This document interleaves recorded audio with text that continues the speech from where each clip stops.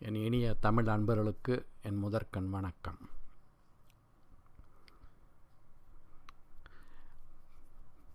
கொஞ்ச நாளாக வேறு அலுவல் மூலமாக அதை முன்னிட்டு என்னுடைய பேச்சை பதிவு பண்ண முடியல. அதுவும் இல்லாமல் இந்த திருவாசகத்தை பற்றி கொஞ்சம் அதை பற்றி பேசினதை நிறைய பேர் பேசியிருக்காங்க. அதை யூடியூப்பில் நான் கண்டுபிடிச்சி அதெல்லாம் கொஞ்சம் கேட்டேன், அதனுடைய பொருளை கேட்டேன். ஸோ அதனால்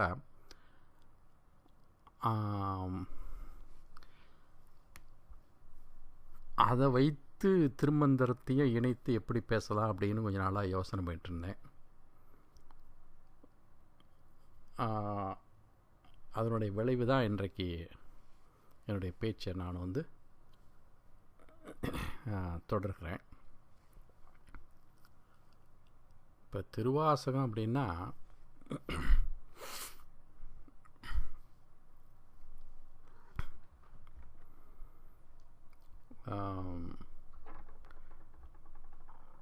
அதாவது முதல்ல திருவாசகத்தை பற்றி ஒரு சின்ன முன்னுரை மாதிரி நான் கொடுக்குறேன். திருவாசகத்தில் முதல் தலைப்பு சிவபுராணம்.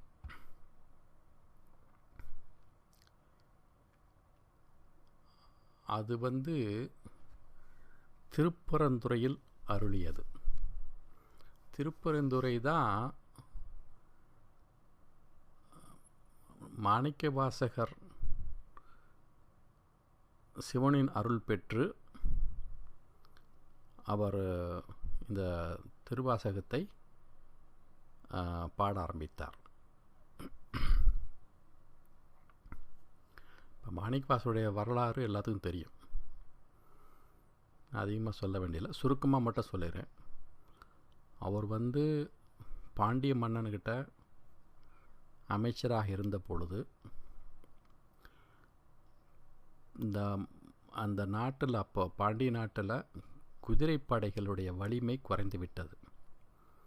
ஆகையினால இந்த அரேபிய நாட்டிலிருந்து வியாபாரிகள் குதிரைகளை கொண்டு விற்பது வழக்கம். அதை கேள்வியுற்று மாணிக்கவாசகரை குதிரையை வாங்கி வருமாறு அதற்கு பொன் கொடுத்து அனுப்பி வைக்கிறார்.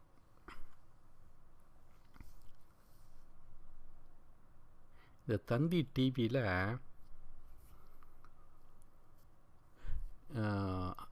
63 நாயன்மார்கள் என்ற ஒரு சீரியல் வந்துட்டு இருந்தது. அதில் இவருடைய மாணிக்கவாசருடைய வரலாறையும் பற்றியும் ஒரு சீரியலாக எடுத்து போட்டிருக்காங்க. நல்லா இருக்குது, பார்க்குறதுக்கு நல்லா இருக்குது. அதாவது 63 நாயன்மார்களை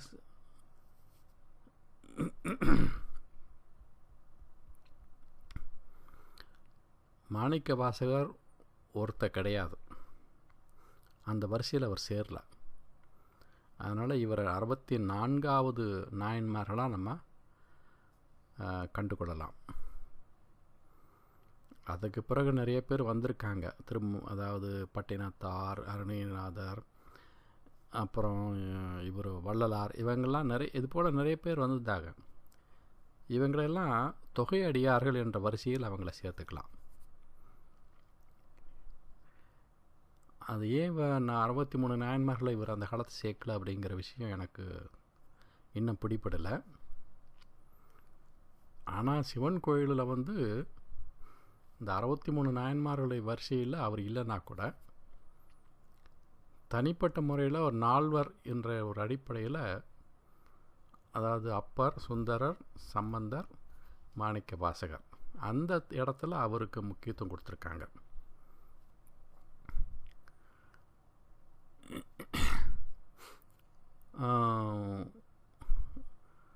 அப்பர், சுந்தரர், சம்பந்தர் இவங்க 3 பேரும் இயற்றுனது திருவாசகம், இந்த தேவாரம். அது அப்பர் தேவாரம் என்று சொல்லுவார்கள், சுந்தரமூர்த்தி தேவாரம் என்று சொல்லுவார்கள். அப்புறம் திருஞான சம்பந்தர் பாடின பாடலை அது திருஞான சம்பந்தர் திருவாசகம் என்று பிரித்து சொல்லுவாங்க. இதெல்லாம் சேர்ந்து இந்த 12 திருமுறைகளில் வருது. இவருடைய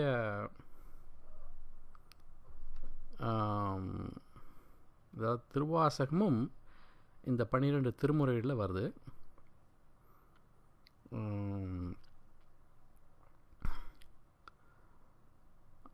அப்புறம் திருமந்திரமும் 12 திருமுறை 10வது திருமுறையாக வருது.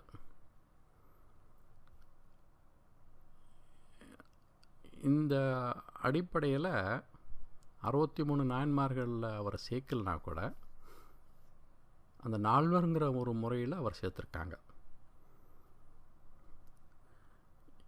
இவர் எழுதின இந்த திருவாசகம் பல தலைப்புகளை கொண்டுள்ளது. அது என்னன்னு பார்க்க போனால், இப்போது முதல் தலைப்பு வந்து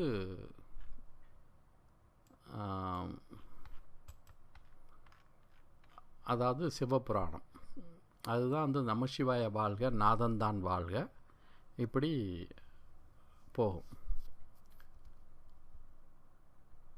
அதுக்கடுத்தது கீர்த்தி திருவகல், திருவண்ட பகுதி, போற்றி திருவகல், திருச்சதகம், நீத்தல் விண்ணப்பம், திருவெம்பாவை, திரு அம்மானை, திருப்புர் சுண்ணம்,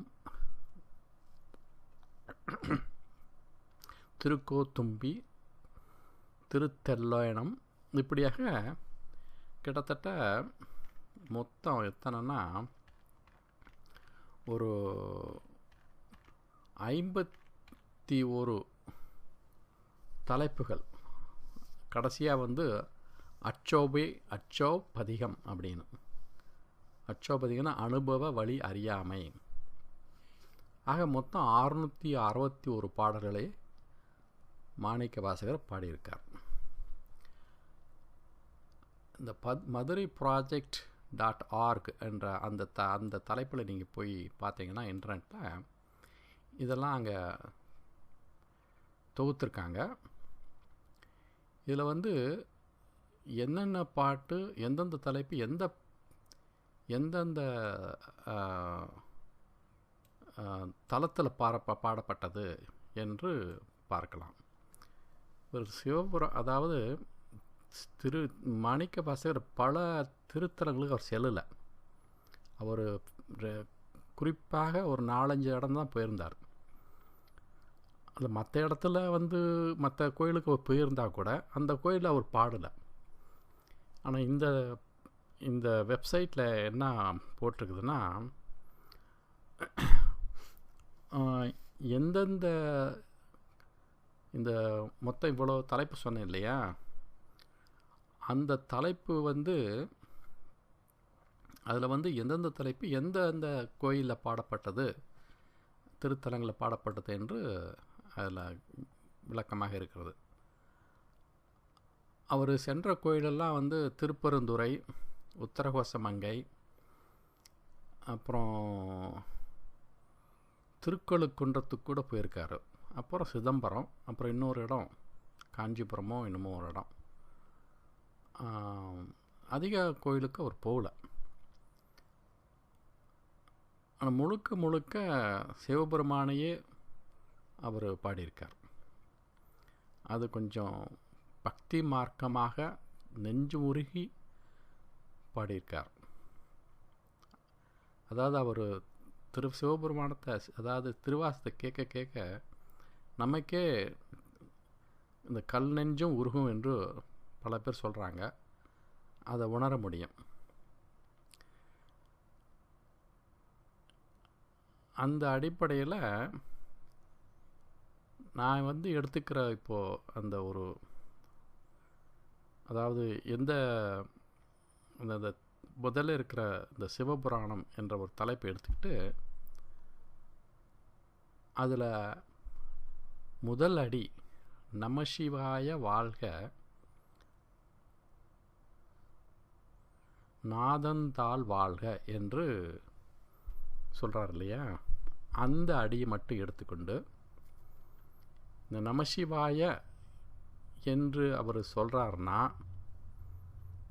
அதற்கு எவ்வளோ முக்கியம் இருக்குது அதை நான் திருமந்திரத்து மூலமாக திருமந்திரத்தை வந்து நமசிவாயை பற்றி எப்படிலாம் அவர் எங்கெங்கெல்லாம் அவர் பாடியிருக்காரு, அது நம்மளுடைய குண்டலினி பயிற்சியோடு எப்படி சம்மந்தப்பட்டிருக்குது, இந்த மந்திரத்தை வைத்துக்கொண்டு நம்மளை எப்படி உயர்த்திக்க முடியும் ஆன்மீக வாழ்க்கையில், அந்த ஒரு கண்ணோட்டத்தில் நான் இன்றைக்கி பேசுகிற பேச்சு, அதாவது இன்னையிலேருந்து சில தொடர்ச்சியாக இன்னும் சில வாரங்கள் பேச போகிறேன், அந்த அடிப்படையில் அமையும் என்னுடைய பேச்சு. ஆக என்னென்னா, இதிலேருந்து அந்த மாணிக்கவாசருடைய பெருமையும் இந்த பேச்சிலேருந்து தெரியும், அதே சமயத்தில் திருமந்திரத்தின் பெருமையும் தெரியும். அப்போது அதை எப்படி நம்ம பயன்படுத்திக்க முடியும், அவர் எப்படி நமசிவாய வாழ்க என்று அவர் எப்படி அதை புகழ்ந்து பாடினாரோ அதே மாதிரி நாமளும் அதை உணர முடியும். ஏன் அவ்வளோ முக்கியத்துவம் கொடுக்குறாரு, அதாவது நாதந்தாள் வாழ்க, நாதன்கிறது இங்கே சிவபெருமான், ரைட்? நாதன் என்பவர் 3 வடிவில் இருக்கார்.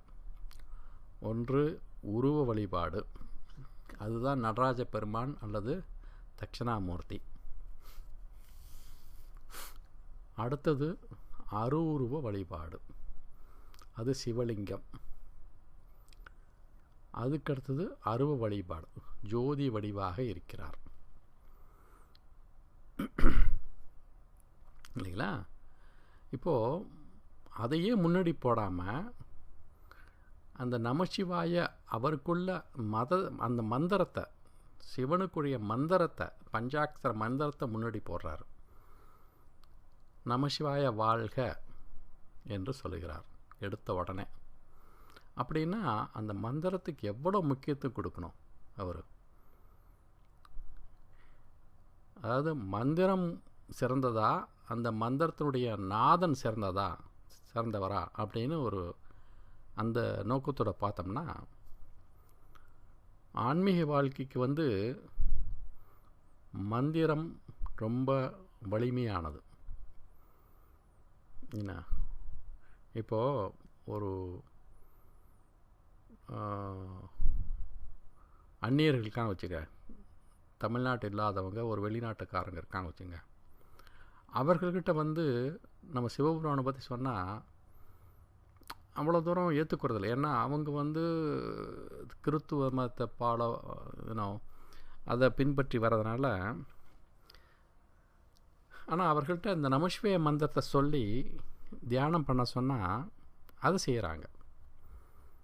இங்கே பல பிரச்சனைகளே இருக்குது இந்த நாட்டில். இந்த யோகாவை கற்றுக் கொடுக்கும் பொழுது அவர்கள் சில இடத்துலலாம் எதிர்ப்பு தெரிவிக்கிறாங்க.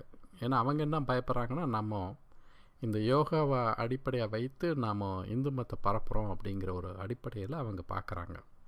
இப்போ கலிஃபோர்னியா கூட ஒரு கோர்ட்டு கேஸ் நடந்தது. ஆனால் கடைசியில் கோர்ட்டு கேஸ் வந்து எப்படி முடிவுனா, தீர்ப்பு வந்து அது வந்து பொருத்தமற்றது, யோகா சொல்லிக் கொடுக்கலாம், அதுக்கும் இந்து மதத்துக்கு சம்மந்தம் இல்லை அப்படிங்கிற மாதிரி முடித்தாங்க. ஆக நமசிவாய என்ற ஒரு 4-5 எழுத்து மந்திரத்தை யார் ஒருவர் அதை ஒரு முறையாக பயன்படுத்தி தியானம் செய்து வந்தால், மூச்சு பயிற்சி செய்து வந்தால், அதற்குள்ள பலன் கிடைக்கும். ஆனால் அவர்கள் சிவனை பற்றி நினைக்கணுங்கிற அவசியம் கிடையாது. ஏன்னா அங்கே வந்து ரிலிஜியஸ்ன்னு வந்துடுது. அந்த கடவுள் சம்பந்தமான அந்த ஒரு பிரச்சனை வர்றதுனால அவங்க வந்து சொல்கிறதுக்கு தயங்குறாங்க. ஸோ இந்த நமசிவாய வாழ்க அப்படின்னு அவர் எடுத்த உடனே சொல்லும் பொழுது அதனுடைய முக்கியத்துவத்தை நம்ம எப்படியெல்லாம் அதை அலசி பார்க்கலாம் அப்படிங்கிறது தான் என்னுடைய பேச்சு. ஒரு ஒரு படம், தமிழ் படம், ரொம்ப நாளைக்கு முன்னாடி பார்த்த மாதிரி ரொம்ப நாளைக்கு முன்னாடி பார்த்துருக்கேன். அந்த படத்தினுடைய பேர் வந்து ஸ்ரீராமபக்த அனுமன், ஐ திங்க் அந்த படம் தான் நினைக்கிறேன். அதாவது லவாகுசாவுடைய அந்த கதையை ஒட்டி இருக்கும். அதுவும் ஒரு முறை வந்து ராமனுக்கும் அனுமனுக்கும் நேரடியாக ஒரு சிறு சண்டை வருது, ஒரு சின்ன யுத்தம் வருது. அப்போது ராமனை நோக்கி அனுமன் சொல்கிறான், பிரபு, என்னை உங்களால் ஜெயிக்க முடியாது அப்படின்னு சொல்கிறான். அதற்கு காரணம் சொல்கிறது நான் ராமன் நாமத்தை சொல்லி சொல்லி சொல்லி நான் பக்குவப்பட்டு விட்டேன். அந்த ராமன் நாமத்தில் சொன்னதுனால, பக்குவப்பட்டதுனால நான் உயர்ந்த ஒரு உன்னதமான நிலையை அடைந்திருக்கிறேன். என்னை உங்களால் எனக்கு எந்த தொல்லையும் உங்களால் கொடுக்க முடியாது அப்படின்னு அந்தளவுக்கு தைரியமாக எதிர்த்து சொல்கிறாப்புல. அதனால தான் அந்த காலத்தில் சொல்லுவாங்க, ராம் என்ற மந்திரம் வேறு, ராமன் என்ற ஒரு மனிதன் வேறு. ஒரு நம்ம கடவுளாக பின்னாடி நம்ம ராமனா அவதாரமாக நம்ம கொண்டாடுறோம். அங்கே ராமன் பெரியவனா, அந்த ராம் என்ற மந்திரம் பெரியதா, எதற்கு வலிமை அதிகம்? இந்த மந்திர மகிமைன்னு என்று ஒரு பல இடத்துல கேள்விப்பட்டிருப்பீங்க. இங்கே மந்திரத்துக்கு அவ்வளோ பவர் உண்டு. ஒரு மந்திரத்தை வைத்து ஒருவன் தன்னை உயர்த்தி கொள்ள முடியும். கடவுள் நம்பிக்கை வேணுங்கிற அவசியமே கிடையாது. என்ன, கடவுள் நம்பிக்கை ஒரு பக்கம் இருக்கட்டும். அதனால் இந்த மந்திரத்தை சொல்ல சொல்ல என்னன்னா, அதற்குள்ள ஒரு அதிர்வு நம்ம உடம்பில் ஏற்படுது. அது அவங்கவுங்க ஒவ்வொரு மதத்துலேயும் ஒவ்வொரு நம்பிக்கை. ஏன்னா எந்த மந்திரத்தையும் திருப்பி திருப்பி சொன்னால் அதற்குன்னு ஒரு பலன் உண்டு. ஏன்னா அவங்களுடைய மனது, அவங்களுடைய உடல்நிலை என்னன்னா அந்த மந்திரத்துக்கு உள்ள அந்த அதிர்வலை உண்டு பண்ணிடும். அதுக்குள்ள பலன் அது கொடுக்கும். ஸோ அதே போல் நமசிவாய என்ற மந்திரத்தை சொல்லி சொல்லி அல்லது மனதில் நினைத்து ஓம் நமசிவாய ஓம் நமசிவாய என்று சொல்லிக்கிட்டே இருந்தோம்னா அதற்குள்ள ஒரு பலன் உண்டு. அந்த ஒரு பலனை இவர் திருவாசகத்தில் அவர் மாணிக்க வாசகர் நல்லா அனுபவித்ததுனால தான் அவர் அறியாமலேயே நாதனை முன்னிட்டு பாடாமல் நமசிவாய என்ற மந்திரத்தை முன்வைத்து அவர் பாடுகிறார். இங்கே நமசிவாய என்ற மந்திரம் அந்த நாதனை விட முக்கியமானது, முதன்மையானது அப்படிங்கிற அடிப்படையில் இவர் பாடினதாக தோணுது. ஆச்சுங்களா? இப்படி இவர் இந்த சிவபுராணத்தில் முதல் 15 அடிகளில் நம்ம பார்த்தோம்னா, முதல் 5 அடிகள் வாழ்க என்று முடியும். அதற்கு அடுத்த 5 அடிகள் வெல்க என்று முடியும். அதாவது வேகம் கெடுத்தாண்ட வேந்தனடி வெல்க, அந்த மாதிரி அடிப்படையில் முடியும். அதுக்கு அடுத்த 5 அடிகள் இல்லை 5 கூட இல்லை, அதுக்கு முதல்ல ஒரு 5 அடி, ரெண்டாவது 5 அடி, 6வது அடி, அப்புறம் இந்த போற்றி என்று ஈசனடி போற்றி எந்த அடி போற்றின்னு ஆரம்பித்து ஆறாத இன்பம் அருளும் மலை போற்றி அப்படின்னு முடியுது. அந்த இடத்துல 6 வரிகள் இருக்கிறது.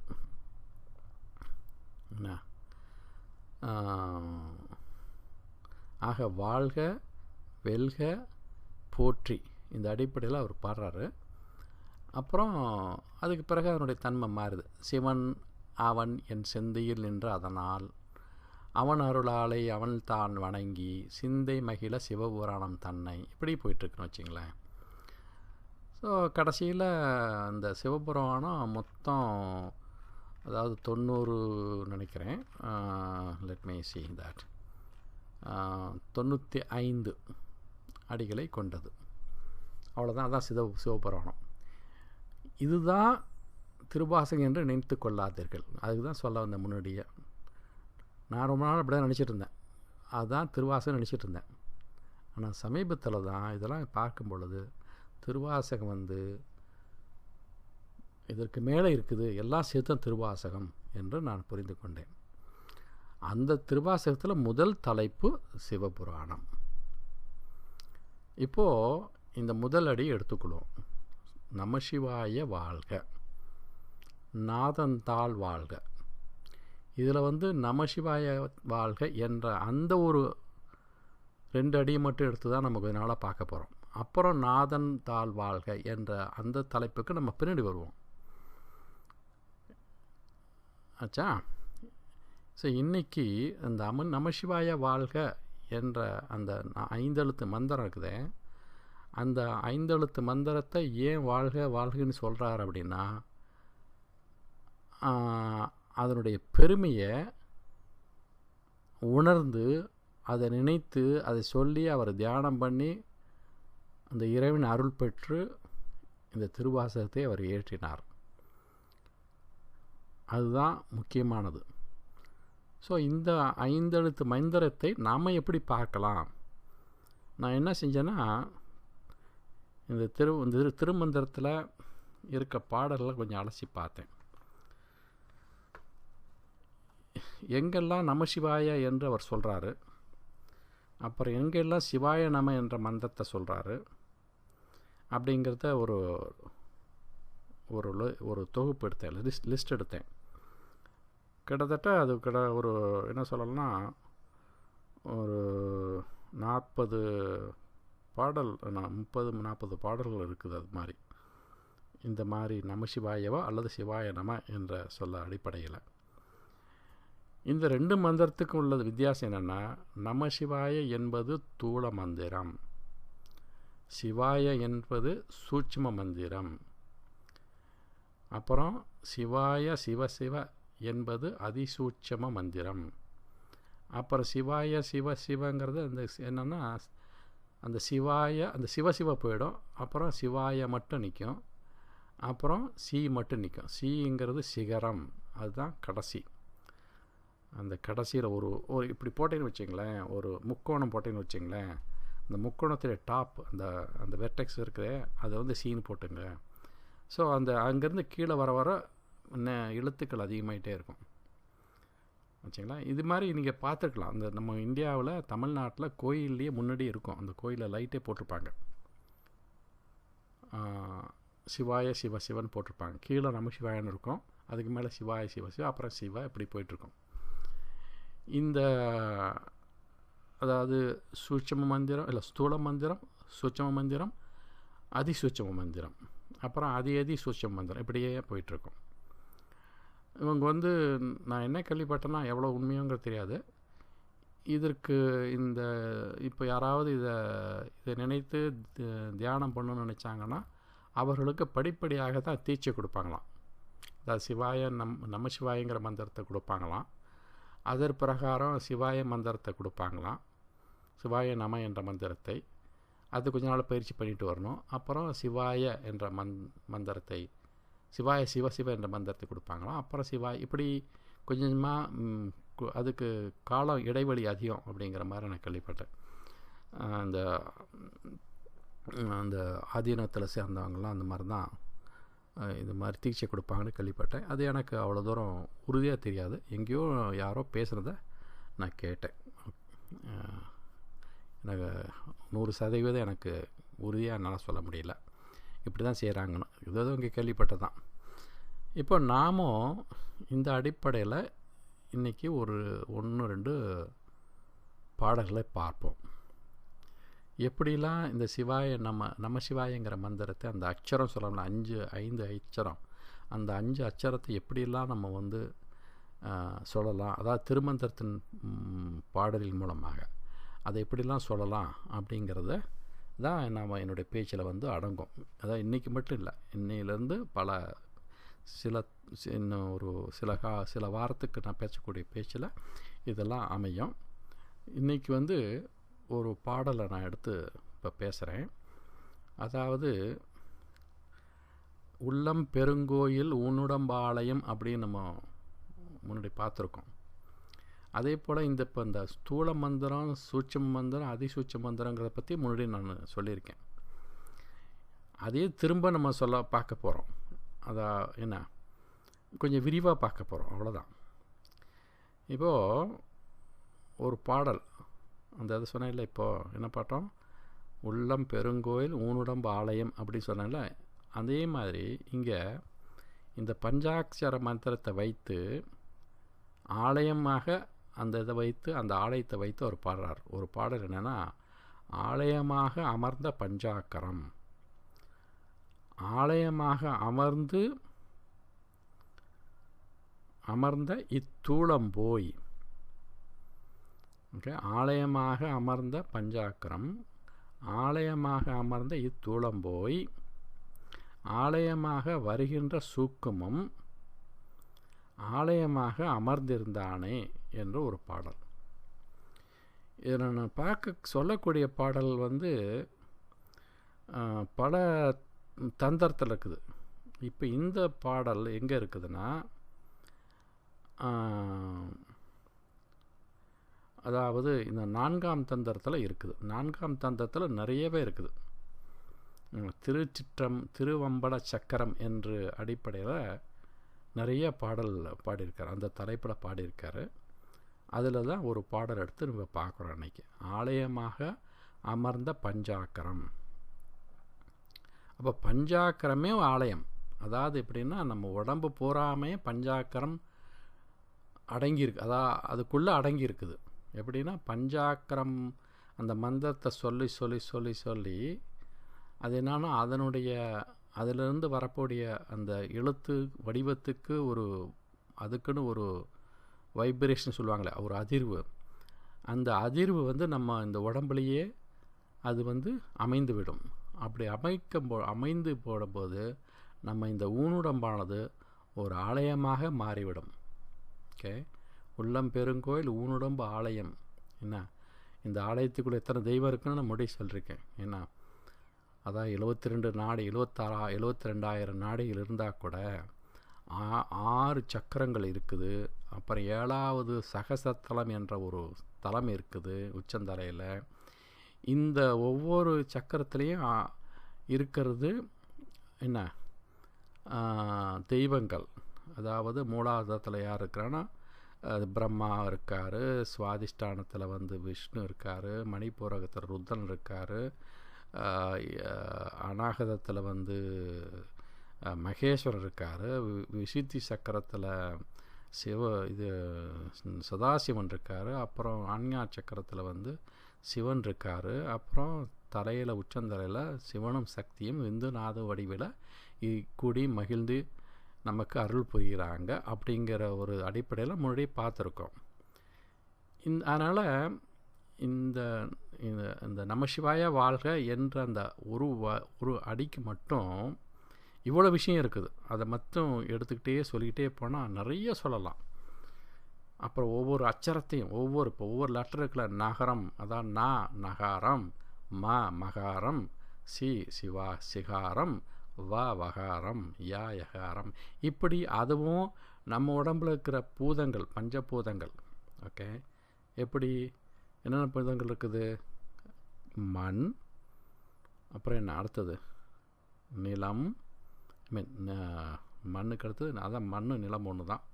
அப்புறம் நீர், அப்புறம் நெருப்பு, அப்புறம் காற்று, அப்புறம் ஆகாயம். இந்த 5 இருக்குது, 5 பூதங்கள். இந்த 5 பூதங்களுக்கும் இந்த 5 உள்ள இருக்க சக்கரங்களுக்கு சம்மந்தம் இருக்குது. அதாவது மூலாதாரத்துக்கு அதாவது மூலாதாரத்துக்கு உள்ள எழுத்து நா. அதுக்கு அடுத்தது சுவாதிஷ்டானத்துக்கு உள்ள எழுத்து அச்சரம் மா, அதாவது நீர் தத்துவத்துக்கு. அதுக்கு அடுத்தது 3வது நெருப்பு தத்துவத்துக்கு மணிப்பூர சக்தி, அதற்குள்ள மந்திரம் சி. அப்புறம் வாங்கிறது வகாரம், அது நெஞ்சு பகுதி, நெஞ்சில் இருக்கிறது அநாகத சக்கரம்.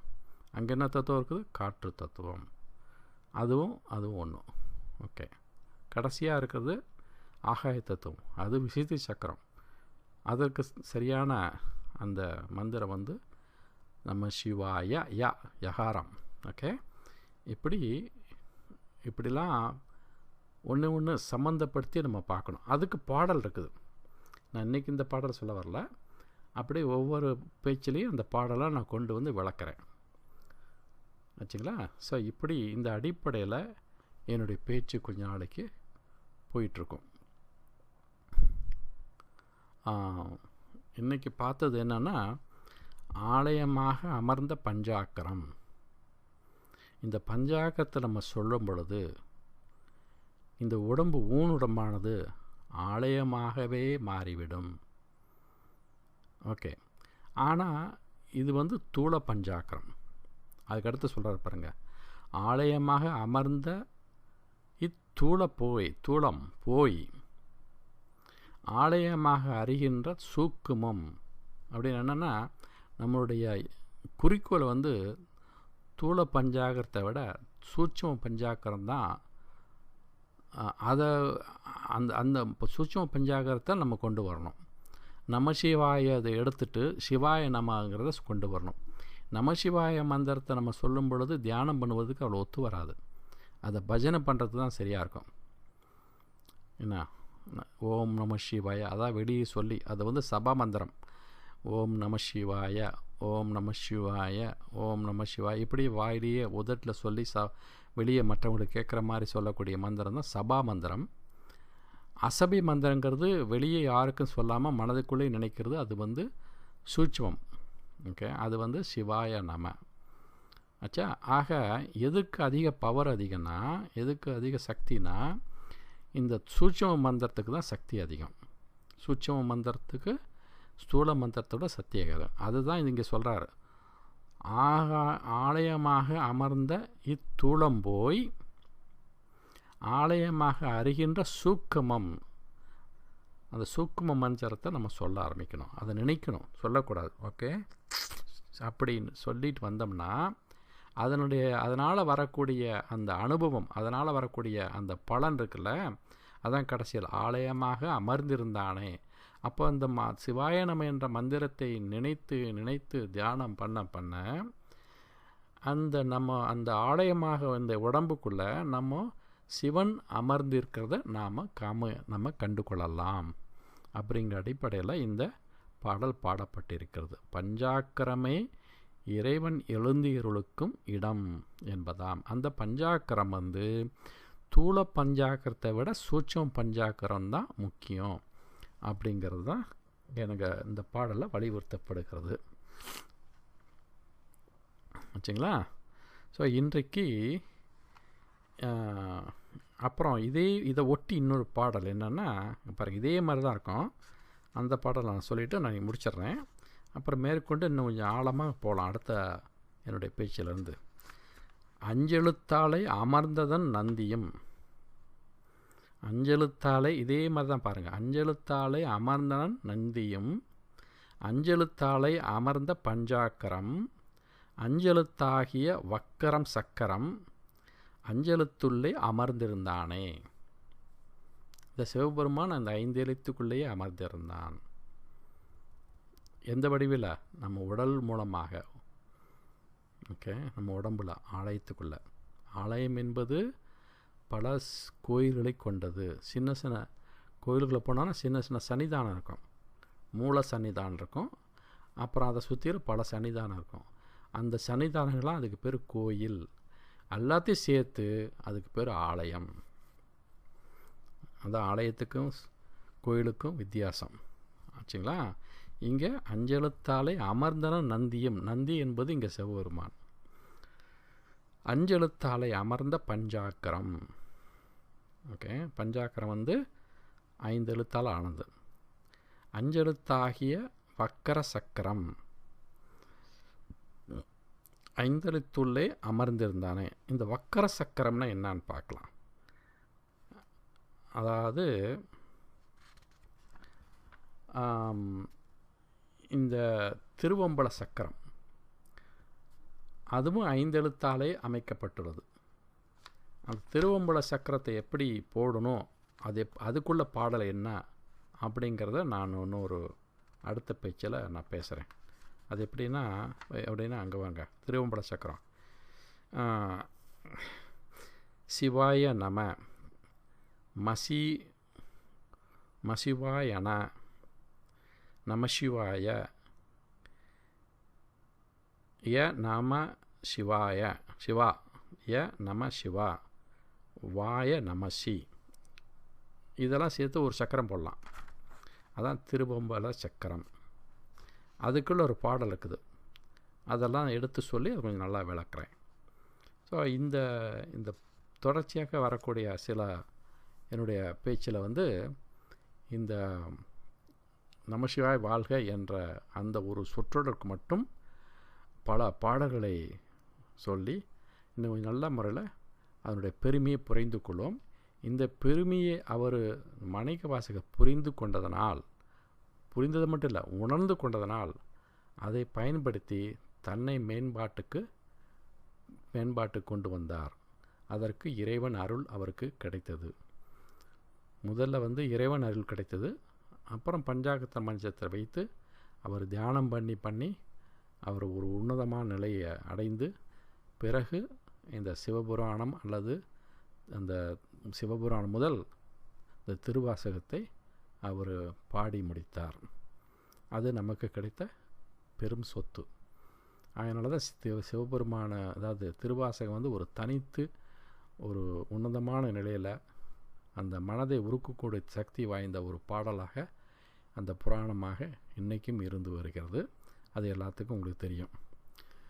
ஸோ இன்றைக்கி இத்துடன் இந்த என்னுடைய பேச்சை முடித்துக்கொள்கிறேன். இது கேட்பதற்கு மிகவும் நன்றி. வணக்கம். வாழ்க வளமுடன்.